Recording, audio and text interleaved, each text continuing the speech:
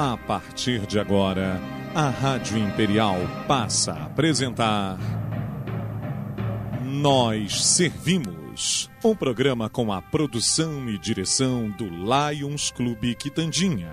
A apresentação, Dr. Paulo Magno.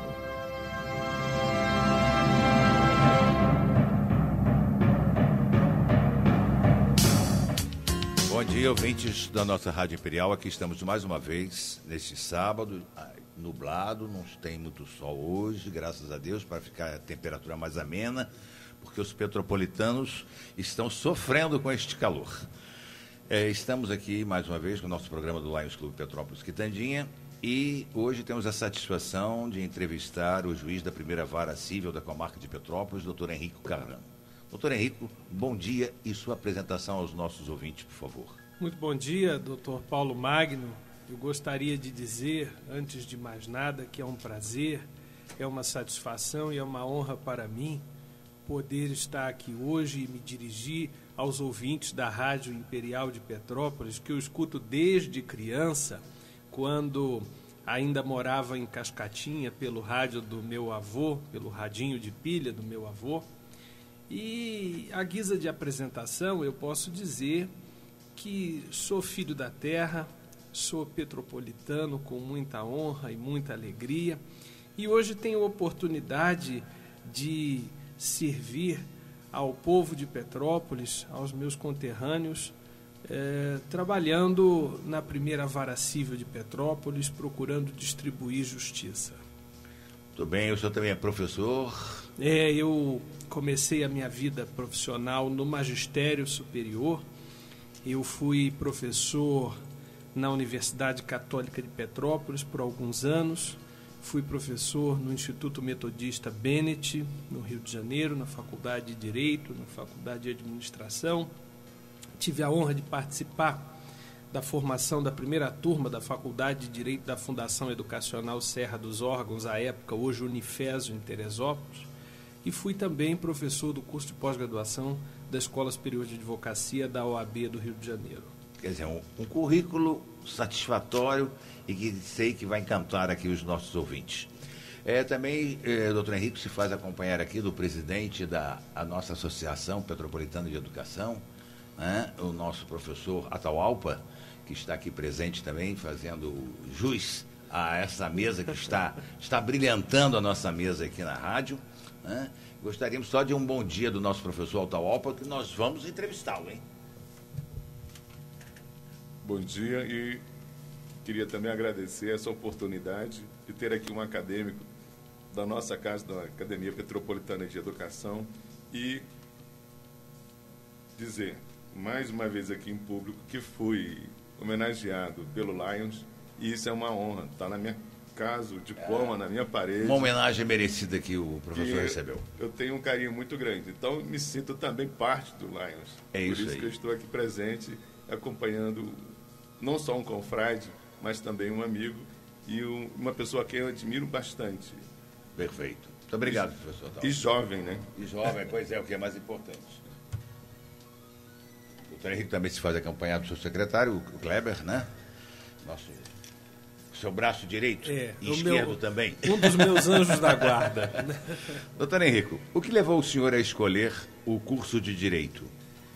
Doutor Paulo, em 1992, eu era estudante do segundo grau, hoje ensino médio, no Colégio de Aplicação da Universidade Católica de Petrópolis. E o país passava por uma situação política de instabilidade, na medida em que denúncias contra o então presidente da República se avolumavam e crescia no Congresso Nacional, como reflexo de um anseio da sociedade, o desejo de mudança. E essas mudanças daquela época foram capitaneadas pelos jovens. Jovens como eu, que eram estudantes, os chamados caras pintadas. Eu não cheguei a ser cara pintada, mas acompanhei de perto a evolução política dos acontecimentos que redundaram no impeachment do presidente Fernando Collor. E já naquela época houve aquilo que hoje se chama de judicialização da política, porque vários aspectos desse processo de impedimento constitucional desaguaram no Supremo Tribunal Federal e a sociedade, nós todos, tivemos os nossos olhos voltados para a Corte Superior do país, para o nosso Tribunal Constitucional, as questões jurídicas e processuais do impeachment que eram lá dirimidas, e ao acompanhar já naquela época as sessões do Supremo pela televisão, não pela TV Justiça, como acontece hoje, mas por flashes, por transmissões ao vivo das grandes emissoras, eu tive o interesse despertado para a vida no Poder Judiciário. E ali eu descobri a minha vocação. Tanto que eu sempre digo que o maior patrimônio que eu acho que tenho na vida foi o fato de, aos 17 anos, ter descoberto o que eu gostaria de fazer. Eu ingressei na faculdade certo de que era aquilo e saí 5 anos depois mais certo ainda de que aquela era a direção, aquele era o caminho, aquele era o rumo a tomar. Uma realização profissional, não é, professor? Foi, sem dúvida alguma. E eu, no magistério, consegui a oportunidade de estar mais próximo da vida acadêmica, o que me permitiu o lastro de conhecimentos necessário ao ingresso na magistratura de carreira alguns anos depois. Perfeito. Em que universidade você se formou? Eu me formei na Universidade Católica de Petrópolis, com muito orgulho. UCP, com muito orgulho. A nossa Universidade Católica. De que eu sou oriundo também. Exatamente. Nos tempos de Dom José Veloso, nos tempos do professor Machado dos Santos, da professora Maria da Glória, desse time de primeira linha que Petrópolis tem de se orgulhar. No decorrer da sua graduação, já havia definido um foco à sua profissão jurídica? Já, desde o primeiro dia, eu queria ser juiz. Quem o inspirou na magistratura? Eu tive várias inspirações. Eu digo que no plano nacional, os ministros do Supremo Tribunal Federal naquela época, notadamente o ministro Sidney Sanches, o ministro Paulo Galotti, o Otávio Galotti, o ministro Célio Borja, que então era ministro da Justiça, já estava aposentado do Supremo e teve uma postura muito digna ao viabilizar as condições da transição para o governo Itamar Franco e de reunir os outros ministros e apresentar uma renúncia coletiva. Também em nível local, os juízes que atuavam em Petrópolis, eu posso dizer que me inspiraram. Dentre eles, eu cito o Dr. Carlos Alberto Machado, meu querido amigo. Eu cito a doutora Margarete Olivais Vale dos Santos, de quem eu fui jurado. Hoje, a doutora Margarete é desembargadora da Justiça do Estado do Rio de Janeiro. À época, era titular da primeira vara criminal de Petrópolis. O meu antecessor na primeira vara civil de Petrópolis, doutor João Batista Lacerda. Todas essas pessoas formam juntas uma constelação de estrelas em cujo céu eu procurei me guiar. E tenho certeza que o faz muito bem. O seu curso de graduação foi suficiente para conferir as habilidades necessárias para ser juiz? Por quê? Veja, o curso de Direito estabeleceu os fundamentos principais do conhecimento jurídico. E esses fundamentos foram aprimorados numa formação específica e dirigida para a magistratura de carreira, porque eu colei grau em 1998 e já em 1999, início do ano, eu ingressei na Escola da Magistratura do Estado do Rio de Janeiro, por onde eu permaneci por 2 anos e meio, fazendo o curso de preparação à carreira da magistratura, que foi fundamental, foi decisivo para o conhecimento específico das funções cotidianas do juiz. Porque na faculdade a gente pensa, eu quero ser juiz. A gente assiste às audiências, até como uma exigência curricular, mas a gente não sabe, na verdade, o que um juiz faz ao longo do dia, como se faz um despacho, como se faz uma sentença, como ele deve decidir, como ele deve receber as pessoas. A gente olha os outros fazendo, mas a gente não se dá conta de como é. E a Escola da Magistratura me deu esse arcabouço de informações e também pelo próprio ambiente do Tribunal de Justiça, onde a gente passou a frequentar, onde a gente passou a conviver com outros magistrados, com desembargadores, ali naquelas conversas que nós tínhamos em sala e fora dela, foi tudo muito importante, foi tudo muito decisivo para forjar o meu modo de ser hoje como magistrado. As pessoas têm medo da justiça, doutor Henrique. O povo tem medo do palavreado usado pelo advogado, pelos juízes, pelos promotores. Eles têm medo da suntuosidade do linguajar utilizado nas audiências e nos atos judiciais. Diante dessa afirmação, qual o tipo de linguagem que o senhor costuma usar e nas suas oratórias? Doutor Paulo, eu procuro ser o mais simples e objetivo possível no modo pelo qual eu comunico as decisões que tomo. Isso tanto no papel quanto verbalmente. Nós temos de enxergar no juiz, em primeiro lugar, uma pessoa como qualquer um de nós. O juiz, ele não tem poderes mágicos, ele não é dotado de superpoderes, ao contrário, ele é um cidadão comum que deve ter uma vida exemplar, uma vida privada, uma vida pública irretocável. Ele tem compromissos, eu costumo dizer até muito maiores do que os de um cidadão comum, porque muitas coisas são permitidas às pessoas e que ao juiz não é permitido por razões de decoro, por razões de probidade. O juiz, ele não pode ser prolixo, pelo menos não deveria ser. Ele deve atender a todos com urbanidade e deve agir com serenidade, com firmeza, sem ser duro no trato, sem ser ríspido. O juiz deve ter uma atitude mesmo doce com as pessoas. Porque, veja, doutor Paulo, ninguém vai ao fórum dizer que está satisfeito, que está feliz da vida. Verdade. Quem vai ao fórum é porque tem um problema que não foi capaz de resolver e pede a ajuda de um dos poderes do Estado para, à luz da lei, resolver aquele problema, não é? Então, eu penso que o fórum é o lugar onde se discute os assuntos mais importantes, todos os assuntos de importância da vida em sociedade. E o juiz tem de estar preparado para presidir esse debate, para conduzir esse diálogo entre pessoas que possuem um problema e que não conseguiram elas próprias resolver. Então o juiz tem de ter uma atitude amena, uma atitude doce, uma atitude gentil.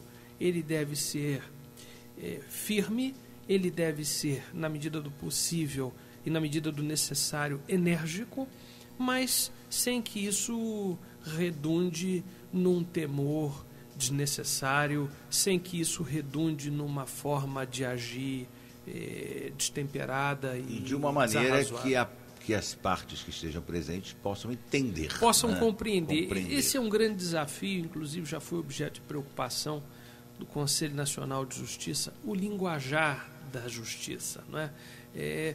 As pessoas até há alguns anos, hoje talvez menos, viam a justiça como uma casta.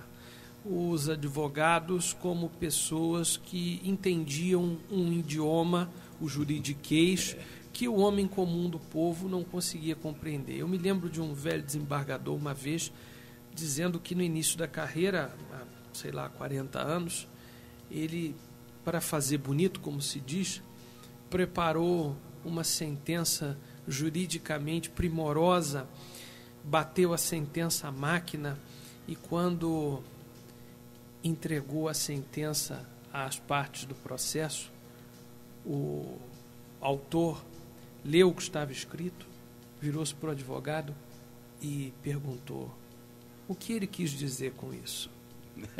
Na verdade, então, eu perdi. Então, o juiz ele tem de fazer da sentença um ato de comunicação clara, um ato de comunicação claro, um ato de comunicação límpido. Inequívoco. Né? A sentença não é uma peça de literatura, não é um livro jurídico. A sentença ela deve ser entendida por todos. Não é? Então, hoje, um grande desafio da justiça, penso eu, é se fazer acessível a todos. Eu imagino que nós estejamos no caminho certo, porque nós estamos nos aproximando do sistema anglo-saxão no aspecto em que lá é permitido, em muitos casos, que o cidadão compareça ele próprio, sozinho, e postule diretamente ao juiz as questões relativas aos seus direitos fundamentais, aos seus direitos básicos. É lógico que, dada a complexidade da causa, muitas vezes o juiz vai dizer da necessidade da presença de um advogado. E aí o advogado se faz indispensável, como de fato ele é indispensável à administração da justiça. Mas essa possibilidade de o cidadão, eu penso até mesmo que faz parte do exercício da cidadania, essa possibilidade de dirigir-se diretamente ao juiz, isso só aprimora o nosso sistema democrático. Eu ia até lhe perguntar, na sua opinião, o que deve ser feito para que a população sinta o poder judiciário mais próximo dela, mas praticamente o senhor já quase que englobou, mas querendo completar. Eu apenas diria o seguinte, que as escolas deveriam levar os seus alunos para o fórum. O cidadão, o homem de bem, o pagador de impostos, ao longo de uma vida inteira deveria, pelo menos um único dia, ou algumas vezes, ao longo de sua vida, ele deveria ir ao fórum, assistir a uma audiência. Os pais com filhos adolescentes deveriam levá-los numa vara de infância, assistir a uma audiência de uma vara de infância. Deveriam colocar os seus filhos em contato com o juiz da infância, tratando de questões relativas aos nossos órfãos sociais, às nossas crianças abrigadas. Eles deveriam mostrar aos seus filhos o que acontece com os jovens infratores. Então, deveriam, inclusive, eu vou além, a sociedade deveria visitar uma prisão, saber como funciona a vida no cárcere. Eu, como juiz, e antes de ser juiz, eu fui a uma prisão e eu vou frequentemente a estabelecimentos prisionais, até por uma razão profissional. Embora eu seja juiz de vara civil, eu durante mais de 5 anos judiquei na área criminal e hoje eu sou membro titular do Fórum Permanente da Execução Penal da Escola da Magistratura, presidido pelo desembargador Álvaro Mairink, onde nós temos esse trabalho de campo. Então, a sociedade precisa conhecer o judiciário. A sociedade precisa entender como a justiça funciona, não na sua solenidade, não na sua ritualística, não na sua pompa e circunstância, que graças a Deus cada dia é menor, mas no seu modo de agir, naquilo que a justiça funciona e até funciona para compreender bem. mais, né, doutor? Exatamente, para entender o que acontece na sociedade, para entender os mecanismos democráticos de solução de conflitos, né? Exato. Qual seria a postura ideal a ser utilizada por um juiz diante da sociedade? O senhor praticamente já respondeu esta pergunta, mas só para que o nosso ouvinte tenha um esclarecimento melhor. Veja só, a nossa lei de regência, o nosso estatuto da magistratura, ele foi concebido durante o regime militar. E nele há disposições que, a meu sentir, são um tanto quanto mal interpretadas. Por essa razão, muitos juízes não se permitem entrevistar, muitos juízes não comparecem a eventos públicos, muitos juízes não se integram na sociedade em razão do cargo que ocupam. Eu penso que o juiz ele não pode e ele não deve se pronunciar sobre casos que estejam sob o seu julgamento, assim como ele também não pode e não deve se pronunciar sobre casos que estejam judicializados e sob o julgamento de colegas. Penso eu também que o juiz não deve falar sobre política, porque a política não é a área de atuação do juiz. O juiz é um agente político. Quando eu digo agente político, não é um agente político partidário, é um agente político no sentido superior e mais nobre da palavra política, qual seja a busca do bem comum. O juiz ele deve sim falar tanto quanto possível para explicar para a sociedade como funciona o seu trabalho, como funciona a justiça, quais os mecanismos de acesso à justiça, o que as pessoas devem fazer para defender os seus direitos, o que as pessoas devem fazer diante de uma situação da vida por que elas passam e quais os caminhos para a solução desse problema. Então, eu penso que todos nós temos uma missão, todos nós temos um trabalho muito grande, que é o de divulgar essas possibilidades, porque em assim fazendo, nós estaremos aprimorando o nosso sistema democrático. Agora, eu acho que nós não devemos ficar dando pitaco, não devemos ficar dando opinião de arquibancada a respeito dos assuntos da hora. Isso eu acho que o juiz não deve fazer. O que o juiz deve fazer é explicar para a sociedade como juridicamente, e por que né? Juridicamente as coisas são do jeito que são. Exato. E quais os mecanismos, quais as formas de acesso à justiça. Quais os pontos negativos e positivos da mídia em relação à magistratura? Doutor Paulo, eu penso que a mídia sofre um pouco desse desconhecimento de que nós falamos. Eu imagino que a mídia tem um papel fundamental de informar a sociedade. E uma sociedade livre, ela só acontece se a imprensa, se os mecanismos de comunicação também forem livres. Mas para exercer essa liberdade, a palavra liberdade deve vir acompanhada de outra, responsabilidade. Não é? Então, eu imagino que a informação responsável é o verdadeiro papel e é mesmo o dever da imprensa. E eu imagino que a imprensa deve se informar, a imprensa precisa conhecer melhor a justiça. Eu vejo que muitas vezes nós sofremos críticas injustas.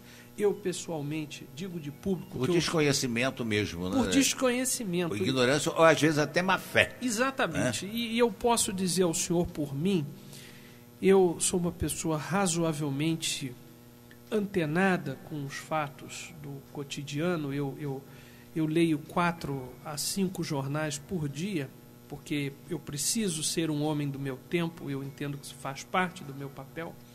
E eu não posso deixar de externar publicamente que eu sofro interiormente muito, quando eu leio uma crítica injusta ao Poder Judiciário e uma crítica injusta aos juízes. Os juízes trabalham e trabalham muito.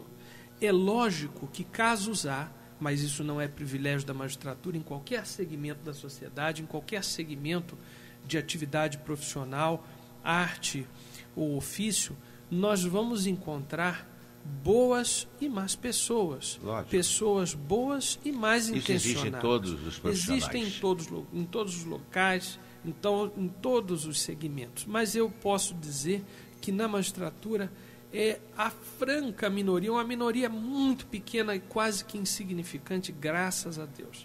Mas eu vejo que, infelizmente, não sei se por uma necessidade de sensacionalismo, essas pessoas se sobressaem mais do que aquele bom profissional que faz um trabalho modesto, que faz um trabalho discreto, que faz um trabalho despretensioso, simples e absolutamente desconhecido. Perfeito.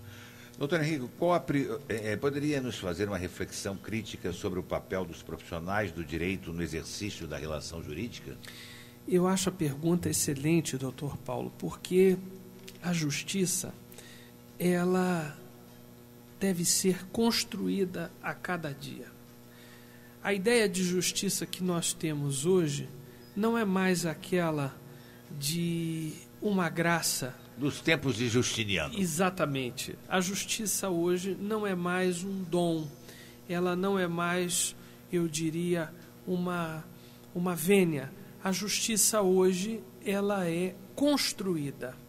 Então, todos os profissionais do direito que funcionam perante o Poder Judiciário, a advocacia, o Ministério Público, as procuradorias dos entes públicos, a Defensoria Pública, os órgãos auxiliares do juiz, o perito, o intérprete, o assistente técnico, a testemunha, o informante, o delegado de polícia, o agente de trânsito, todas essas pessoas colaboram com a justiça e ajudam na construção das decisões judiciais. As decisões judiciais não constituem uma outorga tão somente, elas são construídas e para isso é extremamente necessário a participação e a participação efetiva e responsável também de todos esses agentes. E é preciso também uma outra compreensão. E eu agora me dirijo às partes, às pessoas que buscam a justiça. Muitos chegam ao fórum acreditando que o juiz vai resolver o problema delas como num passe de mágica, como se tirasse um coelho da cartola. Essas pessoas também são responsáveis pela decisão que será tomada. Elas também devem ajudar o juiz, levando ao conhecimento dele os fatos, tratando das questões afetas ao conflito da maneira a mais civilizada possível. Não se pode, penso eu, colocar sentimentos pessoais e emoções, e às vezes isso é muito difícil, a parte está emocionalmente envolvida e a gente tem que compreender, mas tanto quanto possível, as pessoas devem focar o problema, devem tratá-lo com serenidade, devem evitar que aspectos outros interfiram, por exemplo, na realização de um acordo, no ânimo de se entender com a parte contrária, de conciliar aquele conflito. Então, eu imagino que a justiça, ela não é mais tão somente algo que vem de uma divindade, e o juiz está muito longe de ser uma divindade. A justiça, ela deve ser construída. Perfeito. Qual é a prioridade da democracia como condição para as garantias das liberdades individuais? Eu penso que a prioridade da democracia, como condição de garantia das liberdades individuais, está na atuação do Estado. O poder público, ele deve ser o garantidor dessas liberdades públicas e civis, notadamente o poder executivo. Não é? O poder executivo é o administrador público por excelência, atua em um sem número de feixes de competências, desempenhando um sem número de tarefas. E a regra do jogo democrático é muito clara. O Estado, o poder público, só pode agir nos casos e nas hipóteses em que a lei expressamente o autoriza por regra de competência.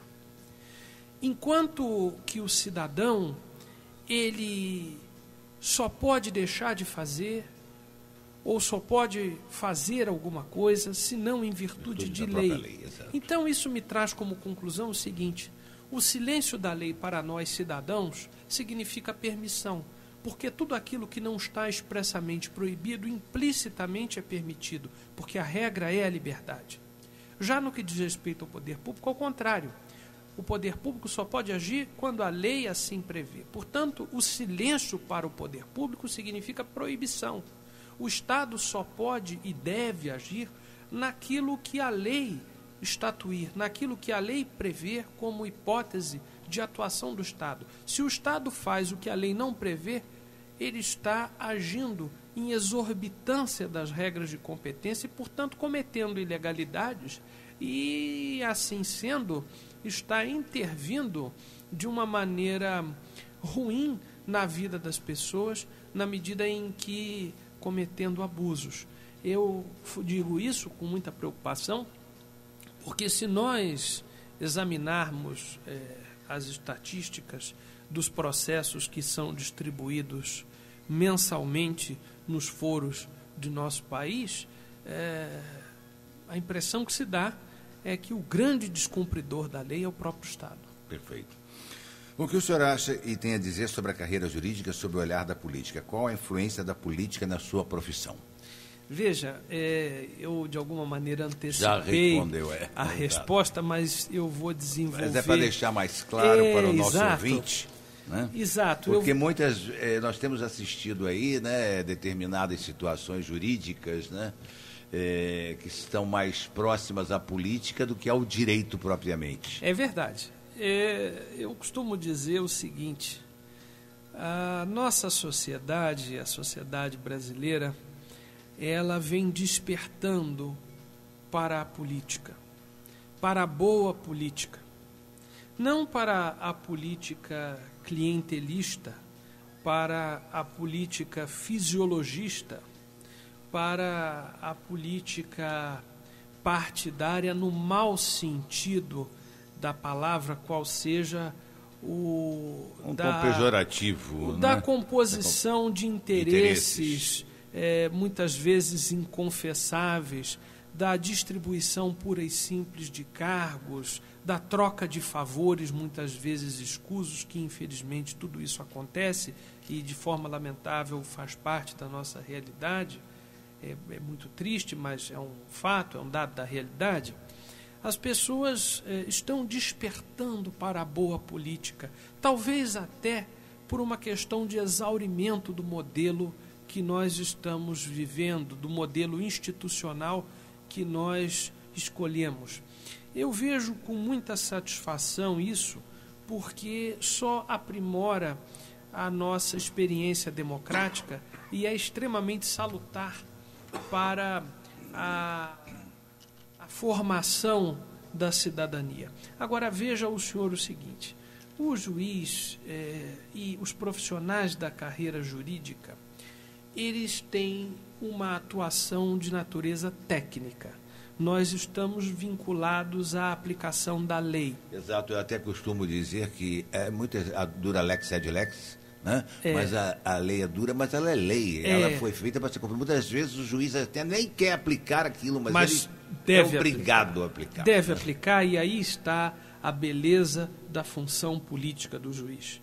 Se o juiz pudesse aplicar ao caso que tem sob exame e para o qual dirige a sua atenção para decidir a controvérsia, se ele pudesse, naquele caso, deixar de aplicar a solução da lei para aplicar a solução que a ele próprio pessoalmente parecesse a mais justa, o juiz não seria juiz. O juiz seria juiz e seria legislador ao mesmo tempo. Perfeito. Ou seja, ele seria um ditador.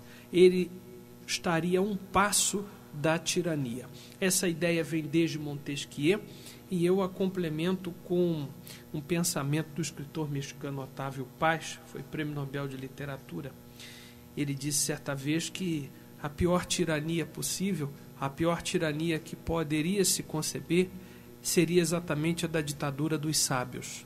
Então, o juiz ele não pode cair na tentação de afastar a solução da lei para aplicar a solução que a ele pessoalmente parece a mais adequada. E nisto reside a segurança do nosso sistema jurídico, ou seja, a pessoa que busca justiça e sabe qual é a solução da lei, vai exatamente ao fórum buscar que naquele caso seja aplicada a lei.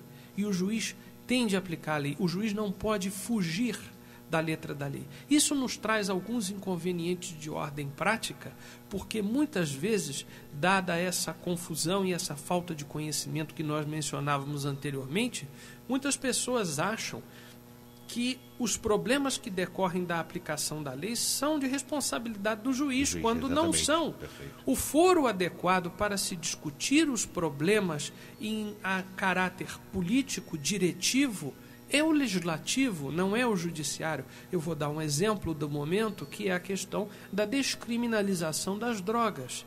Eu vou me privar de dar a minha opinião pessoal, mas eu devo dizer que essa discussão não acontece dentro do fórum. Essa discussão acontece nas casas legislativas. Então, esses apelos de descriminalização por aqueles que pensam que esse seja o melhor caminho, devem ser dirigidos ao legislador e não ao magistrado.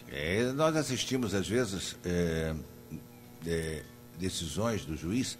Outro dia, ainda num local que eu estava com amigos e tal, você veja só, a polícia prende, a justiça solta. Eu digo, gente, não é assim. A polícia prende, a justiça solta porque nossas leis são falhas. A hora que nós mudarmos as nossas leis, o juiz não é legislador, gente. Exatamente. Quem tem que mudar a lei é o Congresso Nacional. O juiz julga de acordo com a lei, sob pena dele estar infringindo a própria regra jurídica. E uma questão, um aspecto que as pessoas muitas vezes se esquecem, é que o juiz, ao soltar aquele que a polícia prendeu, está exercendo um controle de legalidade sobre a atividade policial. Exatamente. Não é? Todos nós sabemos que a atividade policial, ela tem as suas vicissitudes, ela tem as suas mazelas, e vez por outra, abusos acontecem. Exato. Basta abrir os jornais. Eu tenho o maior respeito pela instituição da polícia. Imagino que o cidadão, o homem de bem, ele deve sempre acatar as determinações de um policial quando abordado na rua, porque aquela pessoa de farda está muitas vezes disposta a entregar a própria vida em nome da sociedade. Então nós devemos ter muito respeito pela nossa polícia. Mas a gente sabe que, vez por outra, as coisas não acontecem assim e alguns desvios, eles existem. Ser, né? E o judiciário exerce esse controle de legalidade, notadamente das prisões que são feitas. Hoje não se admite mais prisão para averiguação, como havia no passado, como havia durante o regime militar. Hoje a prisão de alguém só pode acontecer em flagrante delito e só pode acontecer mediante uma ordem judicial. Agora imagine o senhor o seguinte: alguém está cometendo um crime ali embaixo na rua.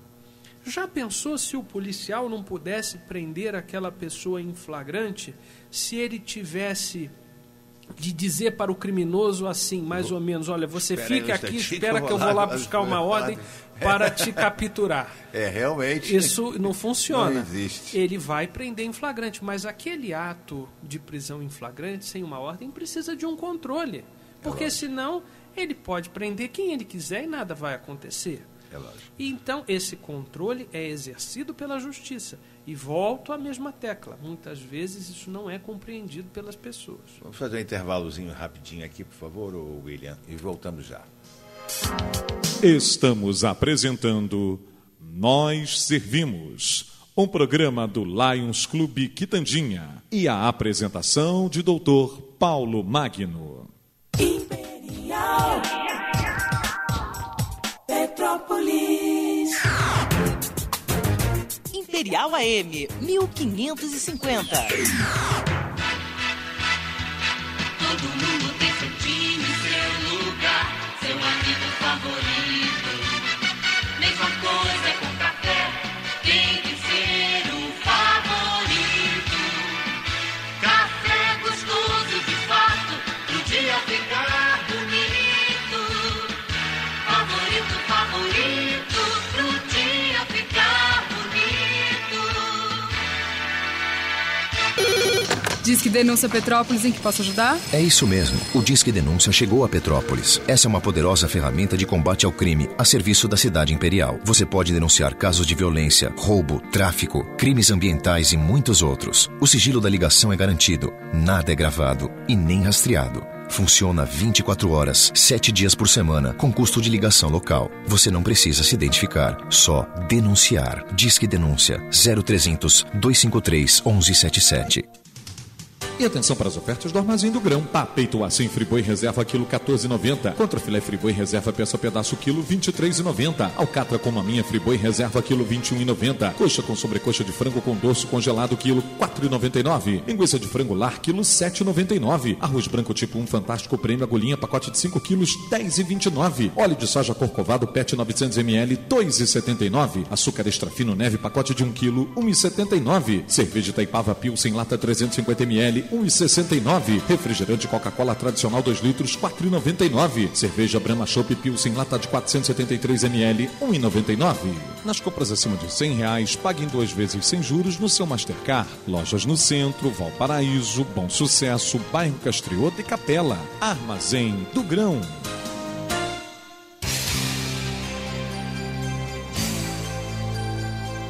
Pesquisas apontam o rádio como um dos veículos de comunicação mais confiáveis do país.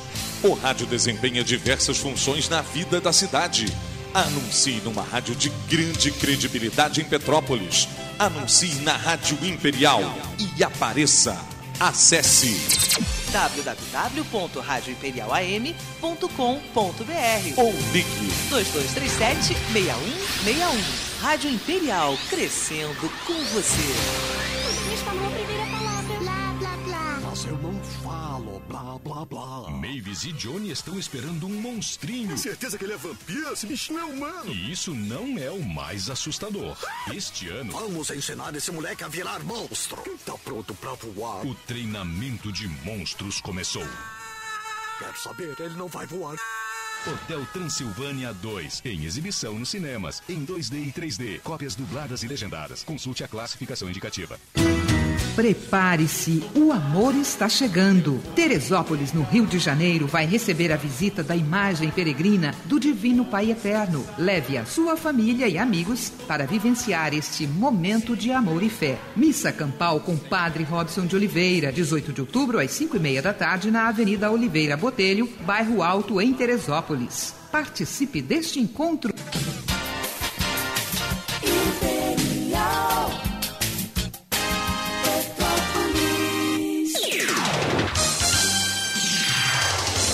Rádio Imperial, a mais querida de Petrópolis. AM 1550. Estamos apresentando Nós Servimos, um programa do Lions Clube Quitandinha e a apresentação de Dr. Paulo Magno. Ouvintes da Imperial, estamos aqui novamente retornando após o nosso intervalo com a presença do juiz da primeira vara civil, doutor Henrico Carrano, que está nos dando a honra de nos conceder uma entrevista aqui, trazendo um pouco mais da nossa justiça para perto da nossa população. Doutor Henrico, o senhor acredita que há diferença nas expectativas da justiça nas diferentes camadas sociais? Quais seriam essas diferenças? Eu penso que sim, porque as camadas menos favorecidas, social e economicamente falando, precisam da justiça como aprimoramento da própria cidadania. Precisam da justiça para o exercício de direitos básicos e essenciais, sobretudo o direito à saúde. Quando uma pessoa carente de recursos, que não dispõe de um plano de saúde, fica doente e necessita de uma internação, de um remédio, ela sente na pele as agruras do poder público em termos da escassez de recursos para o tratamento daquela doença. Então, ela busca a justiça, busca uma liminar para que seja internada, para a obtenção de um remédio que custa muito caro e ela não tem condições de pagar. Muitas vezes as pessoas mais carentes precisam da justiça para até a retificação de um registro civil, para o registro tardio do próprio nascimento. Muitas vezes as pessoas, ao nascerem nos lugares mais distantes, não são registradas.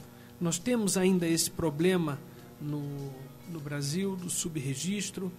Muitas vezes a própria questão da paternidade não é assumida pelo genitor. Eu digo genitor fazendo uma observação, dizendo que pai é uma coisa, genitor é outra. Pai né? e genitor, exatamente. Mas, enfim, as pessoas menos favorecidas precisam da justiça para o exercício de seus direitos básicos e essenciais. E muitas vezes as pessoas de uma camada mais favorecida, mais abastada, precisam da justiça para resolver problemas que igualmente são importantes na vida cotidiana delas, mas que talvez não tenha essa necessidade imediata, né? O senhor acredita que no Brasil o direito atende às expectativas da população por justiça? Poderia nos dar um conceito ideal de justiça? Doutor Paulo, eu penso que o direito ele é um sistema em constante aprimoramento. Nós temos a necessidade de sempre, cada vez mais, aperfeiçoá-lo. O direito nunca estará pronto e acabado. O direito ele reflete com algum atraso a evolução da sociedade, e tem que ser assim.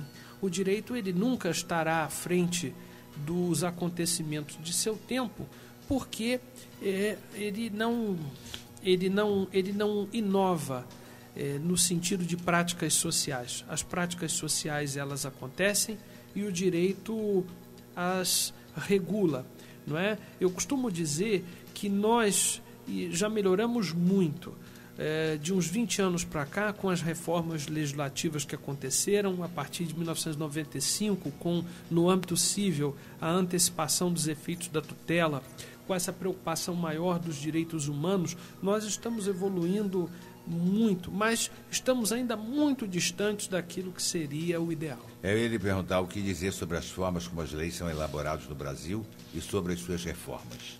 Eu costumo dizer o seguinte: existem situações que a lei regula e existem situações que são reguladas por lei. São coisas distintas. Por exemplo, o casamento. O casamento a lei regula. A lei regula o casamento na sua causa e regula o casamento nos seus efeitos. A união estável, por exemplo, ela é regulada por lei. É um fato da vida, é um fato da sociedade que o direito não pôde fechar os olhos para ele. O direito, mesmo porque é uma realidade. É uma hoje em realidade. dia, né? O direito precisou compreender essa realidade e precisou discipliná-la. A partir do momento em que espontaneamente o modelo familiar passou a não mais acontecer apenas pelo casamento. Então, eu vejo aí, inclusive, uma função criativa e inovadora da própria jurisprudência. A jurisprudência é o conjunto de julgados da justiça, quando a justiça decide reiteradamente no mesmo sentido, numa mesma forma. Fazendo uma mal comparação, eu poderia dizer o seguinte, que a jurisprudência é como se fosse uma picada que a gente abre no meio do mato, é uma trilha. Existe uma mata cerrada e há necessidade de se alcançar um determinado lugar e passar por aquele matagal onde não há nenhum caminho, então abre-se uma trilha. E à medida em que as pessoas vão passando por aquela trilha no mesmo sentido, a trilha vai aumentando, vai se alargando. Depois de um certo tempo, com aquela trilha já consolidada, vem o poder público e pavimenta, asfalta, faz a calçada, põe o meio-fio, põe a luz elétrica para iluminar a via. Então, esse pavimentador é o legislador. Né? Então, quem começou a trilha foi a justiça, dando uma solução àquele caso da vida que surgiu espontaneamente no seio da sociedade e que a lei não previa. Ou seja, que era de fato e se transformou em direito. Perfeitamente. Né? O senhor diria o que o senhor diria para quem está cursando o direito hoje como incentivo para chegar à carreira da magistratura? Doutor Paulo, eu sou um entusiasta do que eu faço.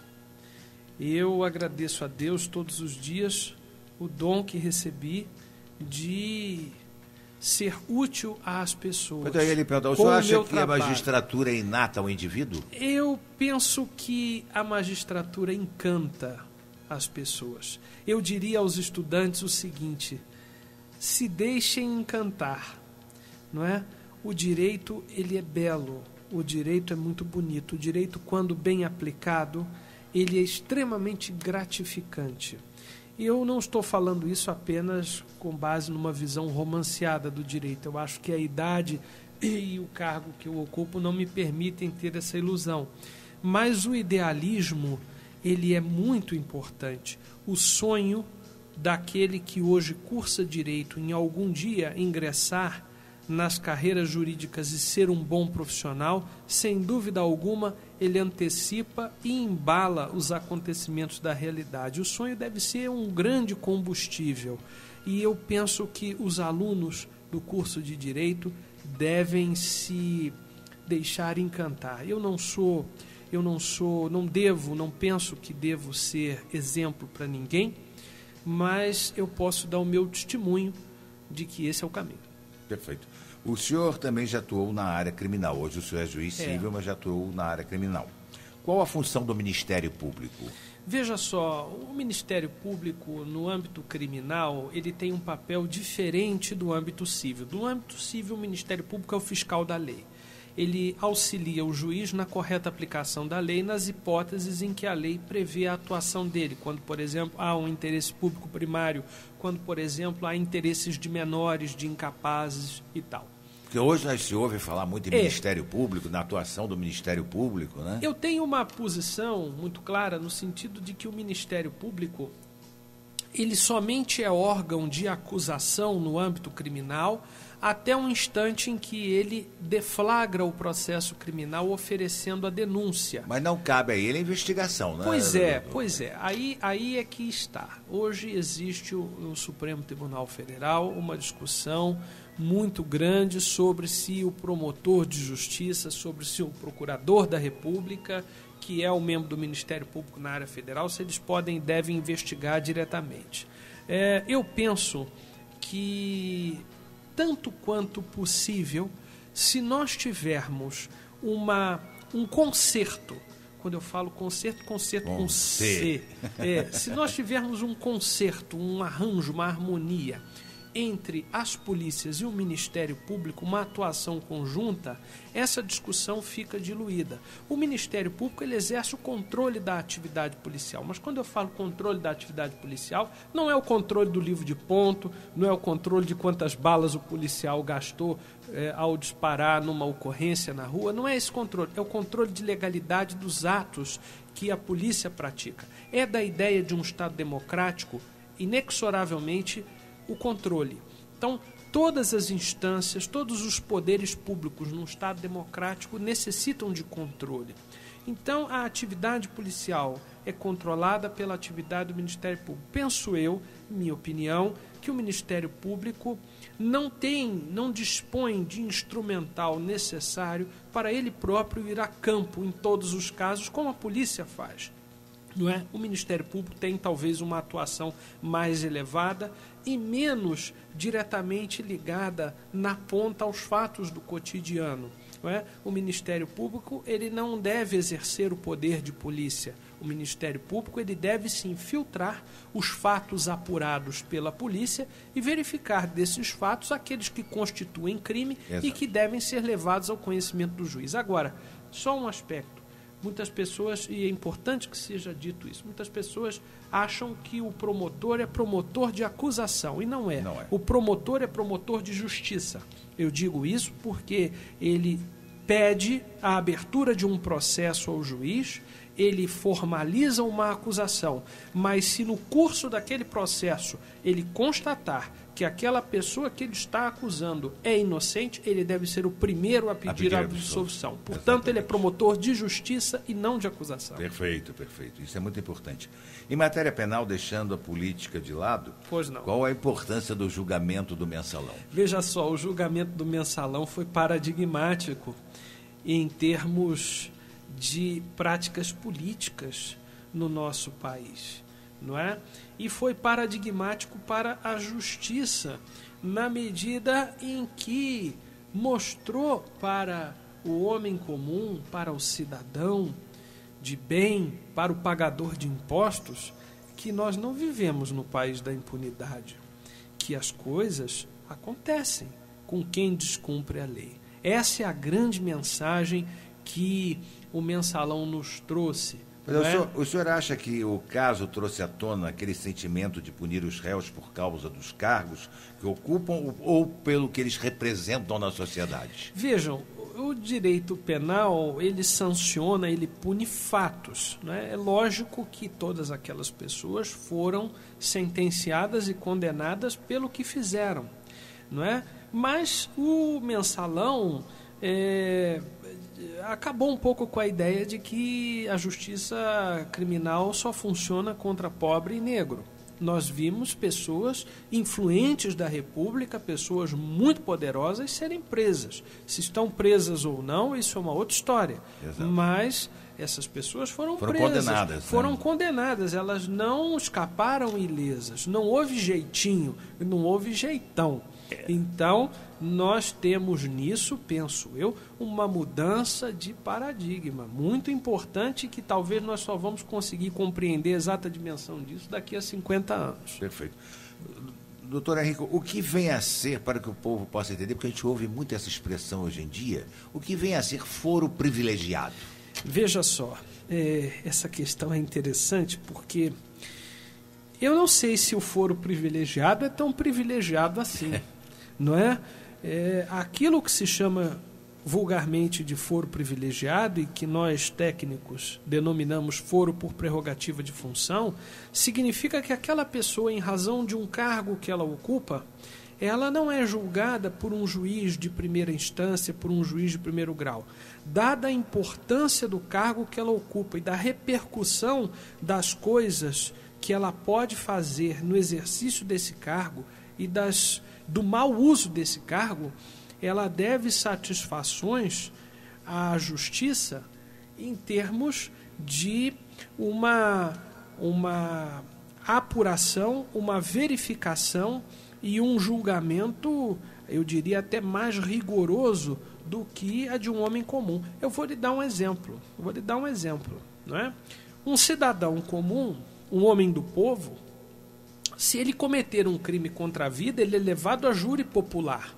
Ele será julgado por 7 pessoas comuns do povo, que julgam com base na sua íntima convicção. Eu não sei se já assistiram o julgamento, não sei se os nossos queridos ouvintes já assistiram o julgamento pelo Tribunal do Júri, mas é muito interessante, porque quando acaba o julgamento, o juiz vai para a sala secreta com os 7 jurados e dá a cada um deles uma cédula escrita sim e a outra não. E ele faz perguntas e as pessoas respondem sim ou não, colocando aquele voto dentro de uma urna. E o voto é secreto e ninguém sabe quem votou sim, ninguém sabe quem votou não.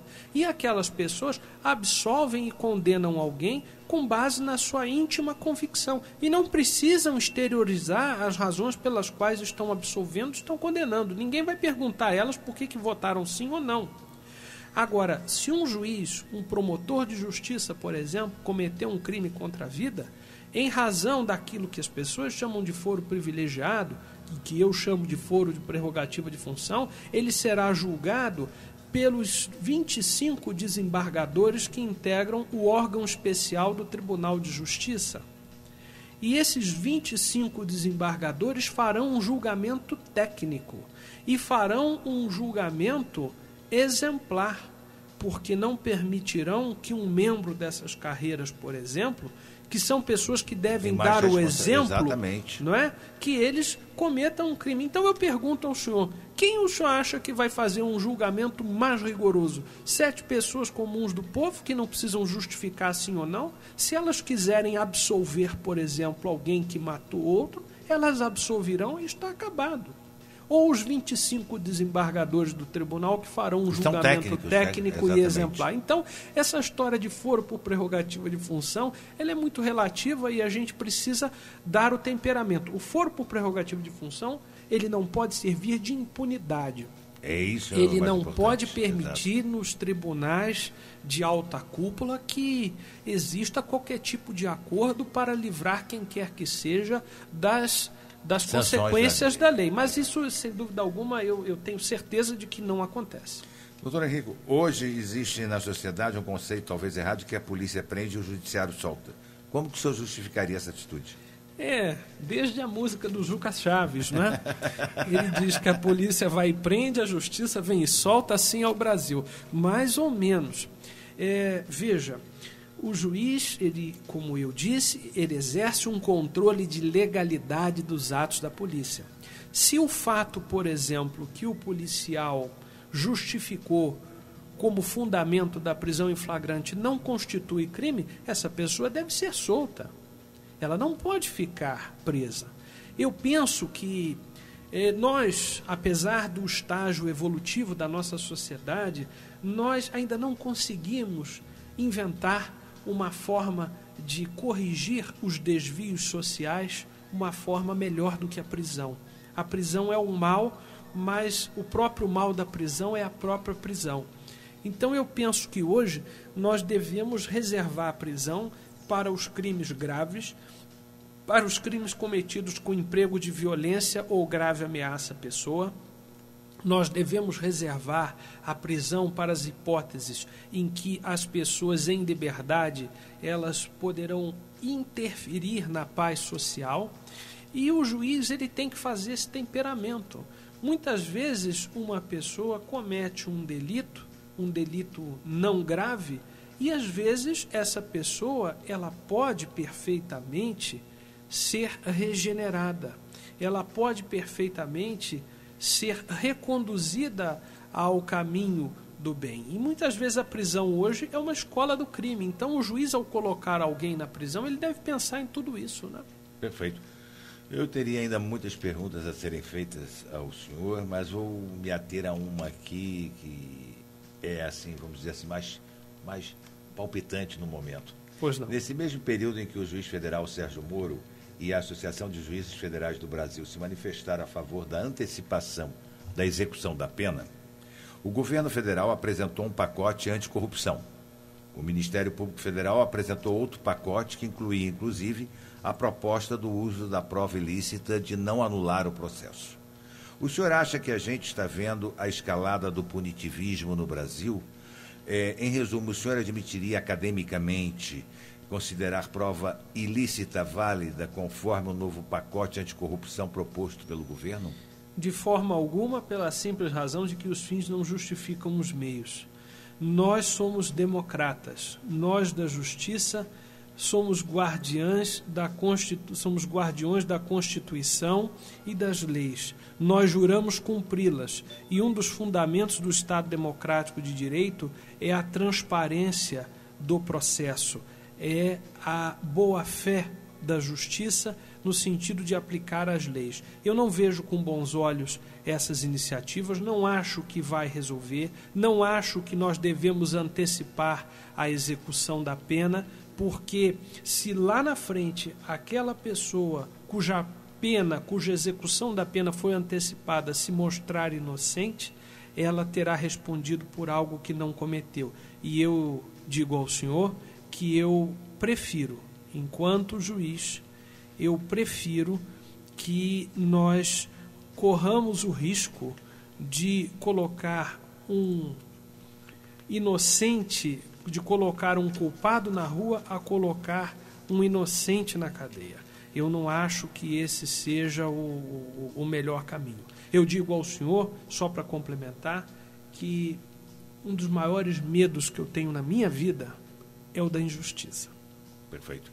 A gente sabe que quando o senhor chegou à primeira vara da nossa comarca, em média, vários processos, o senhor encontrou a vara assoberbada ainda. Hoje nós sabemos que a vara está em dia, que o senhor já está despachando os processos referentes ao mês, né? Sabemos da sua eficiência quanto juiz. Muito obrigado. Né? Quantos processos, mais ou menos, são distribuídos no seu gabinete por mês, doutor?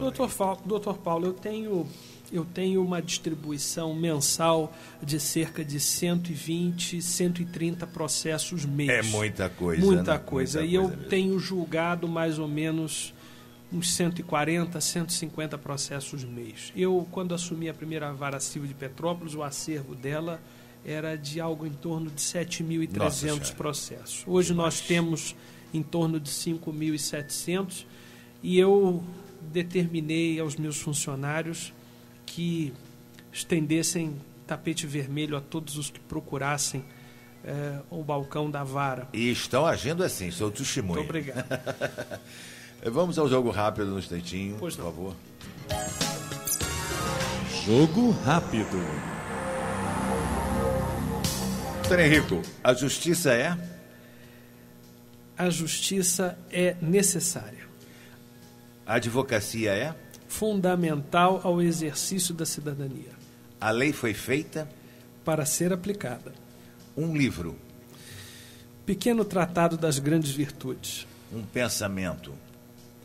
Intenção sem ação é ilusão. Um mestre do direito? Miguel Reale. Ser juiz é?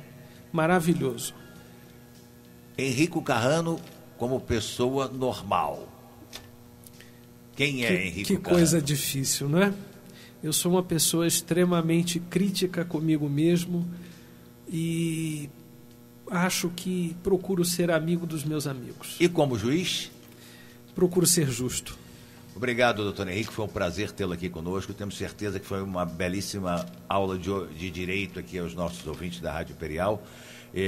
As suas palavras para as suas despedidas, por favor. Doutor Paulo, eu gostaria de agradecer ao senhor e ao Lions e à Rádio Imperial a oportunidade de me dirigir ao povo de Petrópolis. Quero dizer da minha satisfação de estar aqui, dizer que me sinto muito honrado de participar desse programa tão prestigioso que me deu a oportunidade de falar o que penso, que me deu a oportunidade de levar as pessoas, ao povo de Petrópolis, a justiça um pouquinho mais perto delas. Muito obrigado. É que, infelizmente, o nosso tempo já passou um pouquinho até da hora, né? Mas nós teríamos outros problemas. Vamos cobrar a sua visita novamente aqui nos nossos estúdios para que nós possamos continuar esse bate-papo, que eu tenho certeza foi do agrado de todos os nossos ouvintes. Eu virei sempre que chamado. Muito obrigado. Muito obrigado à presença do professor Atahualpa Kleber.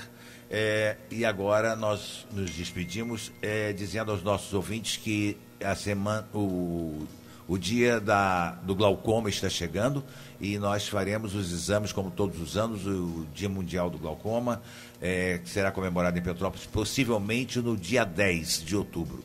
Já vão se preparando que nós estaremos fazendo a campanha, atendendo gratuitamente todos aqueles que se propuserem a fazer o exame do glaucoma, um exame que é muito necessário. Então já estamos começando a nossa divulgação. Brevemente estaremos aqui com o doutor Guilherme ou com o doutor William Tanuri, com quem nós temos parceria nessa atribuição do Lions, e com quem nós também estaremos dividindo aqui o microfone para explicar aos ouvintes o que é, o que vem a ser o glaucoma e as doenças da visão. Agora vamos ao plantão imperial com o Jefferson, hoje com o Jefferson Marques. Cadê o Joenis? O Joenis está ficando muito folgado, sabe? Esse negócio do coração dele, ele está ficando... Ô, Joenis, vamos trabalhar, Joenis. E depois das 11h30, o Jorge Luiz com o show do Roberto. Obrigado a todos e até a semana que vem, quando estaremos aqui com mais um programa Nós Servimos do Lions Clube Petrópolis Quitandinha. Obrigado.